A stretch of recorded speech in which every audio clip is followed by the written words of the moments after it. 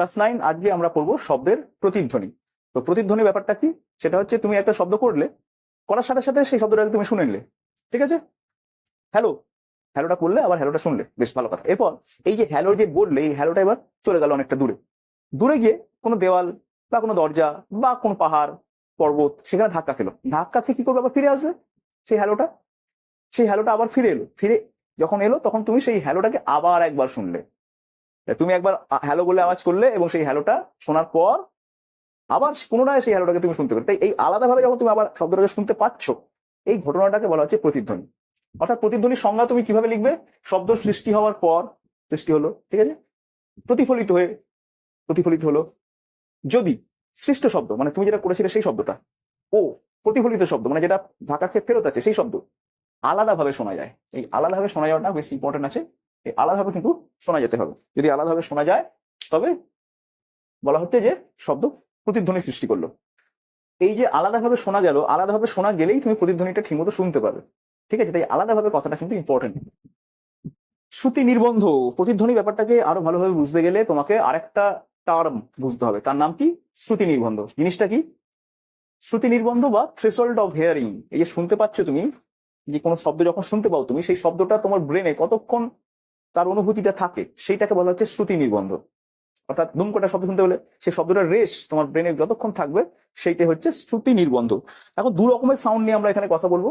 এক ধরনের সাউন্ডকে বলা হচ্ছে ক্ষণস্থায়ী শব্দ, ট্রানজিয়েন্ট সাউন্ড, যেটা পটকা ফাটলো, ধরো হঠাৎ করে কেউ চেঁচিয়ে উঠলো দ্রুম করে, মানে যেটার কোনো সুর নেই বা যেটার কোনো মানে না বুঝলেও চলে, যার অর্থ না বুঝলেও চলে, এই ধরনের শব্দ, নয়েজ টাইপের, এই ধরনের শব্দকে আমরা বলবো ক্ষণস্থায়ী শব্দ বা ট্রানজিয়েন্ট শব্দ। যেহেতু এই ধরনের শব্দকে শুনে তোমাকে সেটা ইন্টারপ্রেট করতে হচ্ছে না, তাই এই ধরনের শব্দ তুমি 1 সেকেন্ডের মধ্যে 10টা শুনতে পারো। 10টা এই ধরনের ক্ষণস্থায়ী শব্দ যদি 1 সেকেন্ডে তোমার কাছে চলে আসে, তাহলে সেই 10টা শব্দকে তুমি মোটামুটি আলাদাভাবে চিনতে পারবে, ঠিক আছে? অর্থাৎ এই যে 10টা শব্দ তুমি 1 সেকেন্ডে চিনতে পারছো, অর্থাৎ 1 সেকেন্ড একটা শব্দকে তোমার শুনতে বা বুঝতে তোমার কত টাইম লাগবে?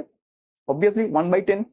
এবং সেই জন্যই ক্ষণস্থায়ী শব্দের যে শ্রুতি নির্বন্ধ বা থ্রেশহোল্ড অফ হিয়ারিং, সেটা হচ্ছে 0.1 সেকেন্ড। অর্থাৎ 0.1 সেকেন্ডের মধ্যে তুমি একটা শব্দ শুনে বুঝবে। কি শব্দ? না ক্ষণস্থায়ী শব্দ, ঠিক আছে? অর্থাৎ 1 সেকেন্ডে তুমি 10টা ক্ষণস্থায়ী শব্দ বুঝতে পারবে, বা একটা ক্ষণস্থায়ী শব্দ তোমার মস্তিষ্কে 1/10 সেকেন্ড বা 0.1 সেকেন্ড টাইম ধরে থাকবে, অর্থাৎ অনুভূতিটা তার থাকবে। আর যদি বোধগম্য শব্দের কথা ওঠে, অর্থাৎ যে শব্দটা শুনে বুঝতে হয়, যেমন কেউ কথা বলছে তার কথাগুলো, কেউ গান গাইছে তার গানটা, ঠিক আছে, এই ধরনের শব্দ যেগুলো, কারো নাম, এই ধরনের শব্দগুলো তোমাকে বুঝতে হয়। এই ধরনের শব্দ যদি বুঝতে হয়, তার মানে কি? বুঝতে হলে তোমার ব্রেনকে একটুখানি আরেকটু কাজ করতে হচ্ছে। তো এইরকম শব্দ কিন্তু ব্রেন মাত্র 5টাই শুনতে পায় বা 5টাই আলাদা করতে পারে। যদি 1 সেকেন্ডের মধ্যে 5টা এরকম বোধগম্য শব্দ আসে, তাহলে ব্রেন সেই বোধগম্য শব্দগুলোকে আলাদা আলাদা করতে পারবে। বোঝা গেল? অর্থাৎ একটা বোধগম্য শব্দের জন্য কত টাইম পাচ্ছে ব্রেন? 1/5 সেকেন্ড, 1/5 সেকেন্ড, অর্থাৎ 0.2 আর 1/5 করে তোমার বেরোবে 0.2। অর্থাৎ একটা বোধগম্য শব্দ, যেটাকে আমরা বলবো ইন্টেলিজিবল সাউন্ড, সেই শব্দ তোমার মস্তিষ্কে 0.2 সেকেন্ড পর্যন্ত স্থায়ী হবে।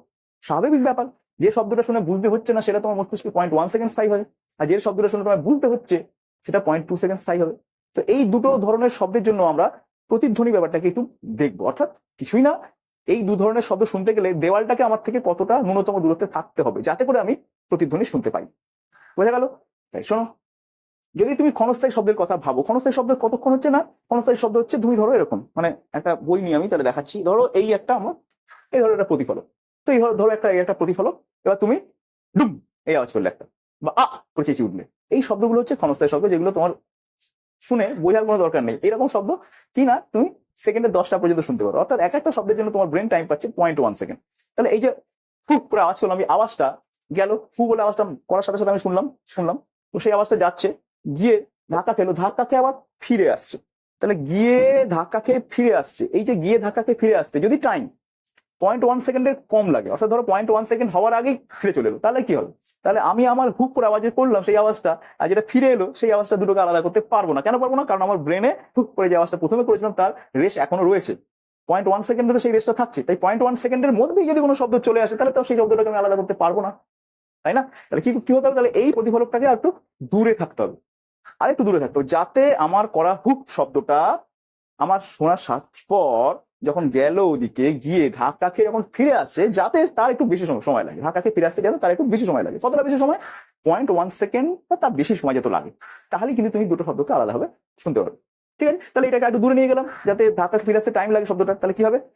হু হু হু, শুনলে আবার আরেকটা হু, খানিকক্ষণ পর শুনবে হো হো, হে হে, হু হু। ঠিক আছে, এইবারে তুমি ধরো এই প্রতিফলকটাকে আরো দূরে নিয়ে চলে গেলে, তাহলে কি হবে? হু হু, অনেকক্ষণ পর ফিরে এলো। ঠিক আছে, বা হে হে, অনেকক্ষণ পর ফিরে এলো। অনেকক্ষণ পর ফিরে এলেও তুমি আলাদা করে তো শুনতে পাচ্ছ, অর্থাৎ প্রতিধ্বনি তুমি শুনতে পাচ্ছ। আর যদি প্রতিফলকটা কাছে চলে আসে তাহলে কি হবে? হু হু করলে একটা হু সঙ্গে সঙ্গে শুনতে পারে, তুমি আর দুটোকে আলাদা করতে পারলে, মানে তোমার পড়ার সাথে সাথে সবার ব্যাক করে চলে গেলো। তাহলে করলে আর ব্যাক করে এলো, দুটো শব্দকে আলাদা করতে পারবে না, যদি না দুটো শব্দের মধ্যে টাইমের গ্যাপ 0.1 সেকেন্ডের বেশি হয়। 0.1 সেকেন্ডের মধ্যে এলে তুমি চিনতে পারবে না। তাহলে ব্যাপারটা আশা করি বোঝা গেল ক্ষণস্থায়ী শব্দের ক্ষেত্রে। এবার ক্ষণস্থায়ী শব্দের ক্ষেত্রে তুমি ক্যালকুলেশনটা ইজিলি করতে পারবে। কিরকম ক্যালকুলেশন? মনে করো এটা একটা তোমার প্রতিফলক, ঠিক আছে, তাহলে এইখান থেকে তুমি সাউন্ড করছো, এটা হচ্ছে তোমার সোর্স, এখান থেকে তুমি সাউন্ড করছো এবং সেই সোর্সেই তোমার কানটা আছে, এটা হচ্ছে রিসিভ করছো, এটা সোর্স, এটা রিসিভার, আর মানে রিসিভার আর এস মানে সোর্স আর রিসিভার তো একটাই লোক, অর্থাৎ তুমি সাউন্ড করছো, তুমি শুনছো। ঠিক আছে, তাহলে সোর্স আর রিসিভার, বা তুমি সাউন্ড করলে অন্য কেউ শুনলো সেটাও হতে পারে, তবে তোমার সাউন্ড আর ফিরে আসা ধাক্কাকে ফিরে আসা সাউন্ড, এই দুটোকে আলাদাভাবে শুনতে হতে হবে। এমন কথা নয় যে সোর্স সেই রিসিভার বা যে রিসিভার সেই সোর্স, এরকম ব্যাপারটা নাও হতে পারে। তুমি হুক করে আওয়াজ করলে তোমার বন্ধু হয়তো পাশে দাঁড়িয়ে আছে, সে শুনলো, কিন্তু এটা ঠিক যে তোমার হুক আওয়াজটা তোমার বন্ধুর কানে গেল প্রথমেই, তারপর ওই ধাক্কাকে ফিরে আসার আওয়াজটা যেন আলাদাভাবে তার কাছে পৌঁছয়, তাহলে সেও প্রতিধ্বনি শুনতে পাবে। তা আমরা সুবিধার জন্য সোর্স আর রিসিভারকে একই জায়গায় করলাম, আর যে চেঁচাচ্ছে যে সেই শুনছে এরকম ধরে নিলাম। তাহলে কি হচ্ছে, এই চেঁচানিটা তোমার গেল, ধাক্কা খেলো, ধাক্কা খেয়ে আবার ঘুরে আবার ফিরে এলো, টকাস করে ফিরে চলে এলো। তাই এই গোটা রাস্তাটা অতিক্রম করতে সাউন্ডের কত লাগা, মানে শব্দের কত সময় লাগার কথা? 0.1 সেকেন্ড বা তার বেশি লাগার কথা, তবেই তুমি দুটোকে আলাদা করে শুনতে পাবে। অর্থাৎ এখান থেকে এখানে যে গেল, এই ডিস্টেন্স যদি এক্স হয়, আবার যদি ফিরে এলো তাহলে এই ডিস্টেন্সটাও এক্স, তাহলে টোটাল ডিস্টেন্স কত? মোট দূরত্ব হচ্ছে 2x। ঠিক আছে, মোট দূরত্ব 2x, তাহলে 2x দূরত্ব কত সেকেন্ডে তাকে অতিক্রম করতে হবে? যাবে আবার ফিরবে 0.1 সেকেন্ড বা তার বেশি, তাহলে ন্যূনতম ক্ষেত্রে আমরা 0.1 সেকেন্ড ধরবো। তাহলে 0.1 সেকেন্ডে শব্দ কত দূর যায়? 0.1 সেকেন্ডে শব্দ যায়, শব্দের বেগ কত? দেখো, শব্দের বেগ 340, ন্যাচারাল টেম্পারেচারে শব্দের বেগ 340 আমরা ধরি, তাহলে 340 গুণ 0.1, 340 মিটার পার সেকেন্ড ওর বেগ, তাহলে 0.1 সেকেন্ডে কত দূর যাবে? 34 মিটার যাবে। তাহলে 34 মিটার আর 2x টাকে ইকুয়াল বা তার একটু বেশি, 2xটা 34 থেকে বেশি বা ইকুয়াল হতে হবে, অর্থাৎ 2x greater than equal to 34 হতে হবে, যাতে করে x greater than equal to 17 হয়। তাহলে এই ধরনের শব্দ, ক্ষণস্থায়ী শব্দ শুনতে গেলে কি হতে হবে? তোমার এক্সটাকে হয় 17 বা তার বেশি হতে হবে। 17 বেশি হলে ভালো হয়, আলাদা করে দুটো আলাদা শব্দকে আলাদা করে শুনতে হবে। 17 অনেকটা বেশি হলে হু হু হেই হেই, 17 অনেকটা বেশি। আর ঠিকঠাক 17 যদি হয় হু হু হে হে, সঙ্গে সঙ্গে শুনে ফেলবে। তাহলে খুব আরেকটু ভালো শুনতে গেলে 17 একটু বেশি রাখো, তাহলে ভালো শুনতে হবে। কিরকম? হে হে, এই যে গেল একটায় ফিরে এলো একটায়। ওকে, তাহলে ক্ষণস্থায়ী শব্দের ক্ষেত্রে 17 মিটার বা তার বেশি তোমার প্রতিফলককে রাখতে হবে। বোঝা গেছে? এরপরে আমরা আসবো বোধগম্য শব্দে।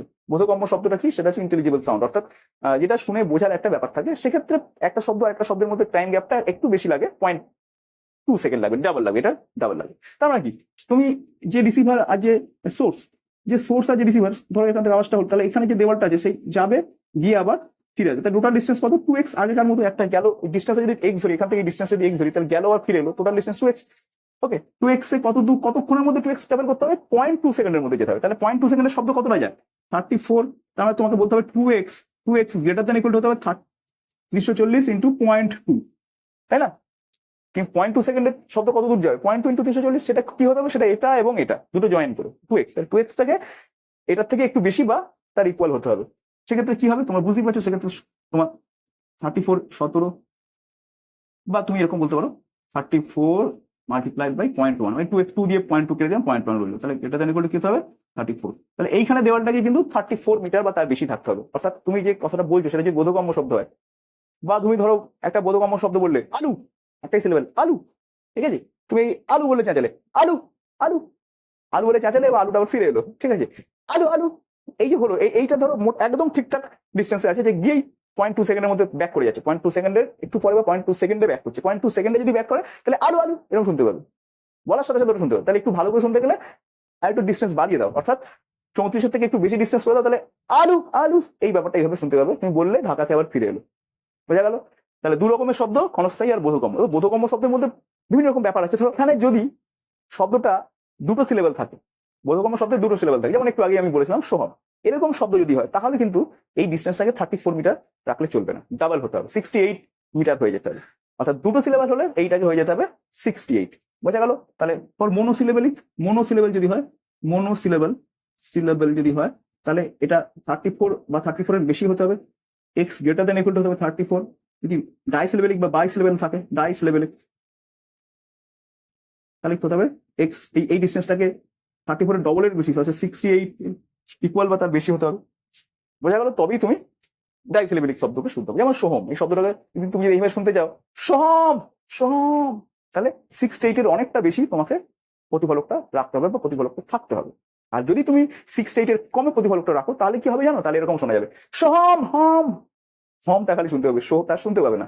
ওকে, তাহলে পুরো সোহম শুনতে গেলে তোমাকে অবশ্যই রাখতে হবে কোথায়, 68 এর বেশি। আর তুমি যদি 34 এ রেখে দাও তাহলে সোহম হম এই অর্ধেকটা শুনতে পাবে, বাকি শোটা তুমি আর শুনতে পাবে না, কারণ ওই শোটা আর তোমার বলা শোটা একসাথে মিশে যাবে, তুমি দুটোকে আলাদা করতে পারবে না। ওকে, তাহলে তোমাকে প্রশ্ন কি দিতে পারে এখান থেকে? প্রশ্ন যদি আমি করতাম তাহলে এইসব কাকে বলে কি বৃত্তান্ত লিখতে দিতাম না, আমি তোমাকে ডাইরেক্টলি অ্যাপ্লিকেশনে কোশ্চেন দিতাম, তোমাকে বলতাম যে বিউটিফুল এই কথাটা তুমি শুনতে চাও, ঠিক আছে, তাহলে প্রতিধ্বনি শুনতে চাও, তাহলে তোমার প্রতিফলক তোমার কাছ থেকে ঠিক কতটা দূরে থাকতে হবে, তবেই তুমি বিউটিফুল কথাটাকে পুরোপুরি শুনতে পাবে। তো সেক্ষেত্রে আনসার কি হবে? বিউটিফুল এটা কি? এটা তো উল্টোপাল্টা শব্দ না, এটা শুনে বোঝার শব্দ, অর্থাৎ বোধগম্য শব্দ, অর্থাৎ ব্রেনে তোমার এর এফেক্ট 0.2 সেকেন্ড ধরে থাকে এক একটা সিলেবেলে। কটা সিলেবেল আছে? বিউটিফুল 3টে সিলেবেল আছে, 3টে সিলেবেলের শব্দকে যদি তুমি আলাদা করে শুনতে যাও তোমার ডিস্টেন্স হতে হবে 34 মাল্টিপ্লাইড বাই 3। ওকে, বা তোমাকে হয়তো বললাম যে হঠাৎ করে একটা চিৎকার করে উঠলো কেউ, এই শব্দটা তুমি শুনতে যাও, তোমার প্রতিফলকে কত দূরে রাখতে হবে? ইজি, এটা খুব ইজি, এটা একদম 17 একটু বেশি থাকলেই তুমি এটাকে শুনতে পাবে। ওকে, বা অনেকে এটা প্রশ্ন করতে পারে, স্যার আমার দেওয়াল অনেক দূরে আছে, দেওয়াল সত্যিই দূরে আছে, কিন্তু আমি আমার শব্দ করে তার প্রতিধ্বনি আমি শুনতে পাচ্ছি না কেন?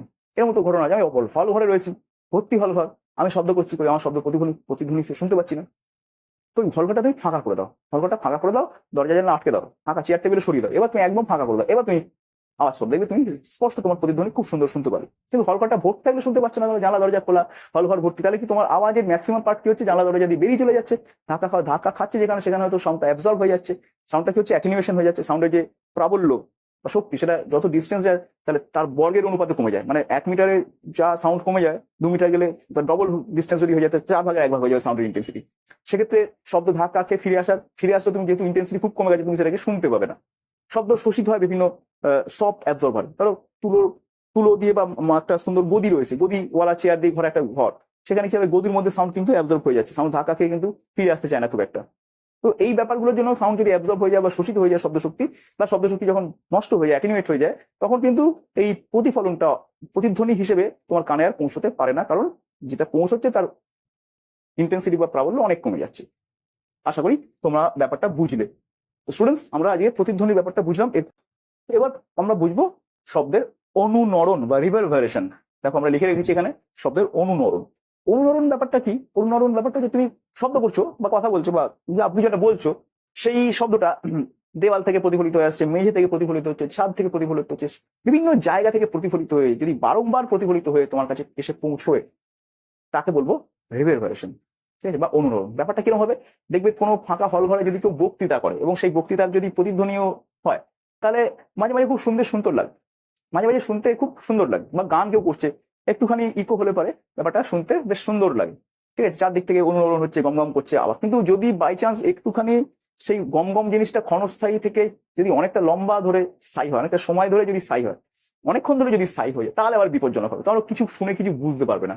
মানে একটা কথা বলছো, তার সেই কথাটা শুনছো প্লাস তার প্রতিধ্বনি শুনছো, এবং তার সাথে সাথে তার পরের কথাটা এবং তার প্রতিধ্বনিও যদি তুমি শুনতে পাও, মানে সেই প্রতিধ্বনিটা কন্টিনিউ করছে, হ্যালো আমরা এখানে কথা বলছিলাম, তোমরা এখানে, এরকম এই ধরনের সাউন্ড তুমি শুনতে পাবে, যেটা কিছু শুনে কিছু বুঝতে পারবে না, ঠিক আছে। ধরো কেউ একজন বলছে যে আপনাদের দেখে আমার খুব ভালো লাগছে, এটা এই কথাটা যেটা বলছে, যদি ধরো খুব সুন্দর প্রতিধ্বনি ওয়ালা জায়গায় বেশ সুন্দর রিভারভারেশন হচ্ছে, এরকম যদি জায়গায় লাগে তাহলে কিরকম লাগবে?